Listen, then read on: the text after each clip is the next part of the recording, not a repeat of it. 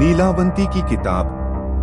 गांव से दूर एक पुराना सुनसान हवेली था जिसे लोग नीलावंती हवेली कहते थे। किसी को नहीं पता था कि नीलावंती कौन थी, पर गांव के बड़े बुजुर्ग बताते थे कि वह एक तांत्रिक थी जिसने अपने जीवन में तंत्र मंत्र की अनेक किताबें इकट्ठा की थीं। जब वह मरी तो उसकी एक खास किताब नीलावंती उसके साथ ही हवेली में दफन कर दी गई। वर्षों तक कोई उस हवेली की तरफ नहीं गया, लेकिन एक दिन शहर से आए 4 दोस्त आदित्य, नीला, समीर और रुचि वहां पहुंचे। वे एडवेंचर के शौकीन थे और उन्हें गांव वालों की बातें केवल अफवाह लगती थी।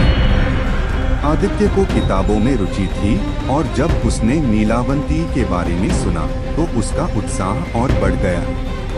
चारों रात को टॉर्च लेकर हवेली में दाखिल हुए। सीलन भरी दीवारें, चूहे और खंडहर होती छतें देखकर नीला और रुचि थोड़ा डर गईं, लेकिन आदित्य को कोई फर्क नहीं पड़ा। वह सीधे तहखाने की तरफ गया, जहां कहा जाता था कि किताब दफन है। तहखाने में पहुंचते ही एक अजीब सी ठंडी हवा चलने लगी। वहां एक लोहे का संदूक रखा था जिस पर ताले लगे थे और उसके चारों तरफ पुराने तांत्रिक चिन्ह उकेरे हुए थे। आदित्य ने एक छड़ी से ताले को तोड़ा और संदूक खोला। जैसे ही उसने किताब निकाली, हवेली की दीवारें थरथराने लगीं। चारों ओर से किसी औरत की कराहती आवाजें आने लगीं, मेरी किताब, मेरी आत्मा। नीला ने किताब को वापस रखने को कहा, लेकिन आदित्य ने उसकी बात नहीं मानी। किताब को छूते ही उसका शरीर कांपने लगा और उसकी आंखें पलट गईं। उसके मुंह से अजीब सी आवाजें निकलने लगीं, जो किसी और की लग रही थीं। अब मैं वापस आ गई हूं। समीर और रुचि भागने लगे, लेकिन हवेली का दरवाजा अपने आप बंद हो गया। आदित्य अब नीलावंती बन चुका था। उसकी आवाज, चाल और आंखें सब बदल चुकी थीं।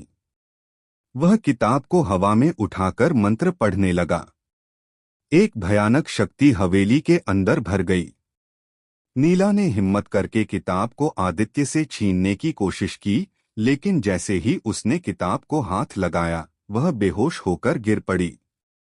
तभी अचानक हवेली की दीवारों से खून टपकने लगा और एक धुंधली आकृति एक औरत की प्रकट हुई। उसका चेहरा अधजला था, बाल उलझे हुए और आंखें लाल। उसने कहा, जो मेरी किताब लेता है वो खुद किताब बन जाता है।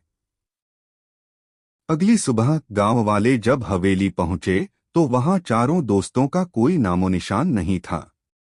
लेकिन तहखाने में अब एक नई किताब रखी थी और उस पर लिखा था, नीलावंती भाग 2।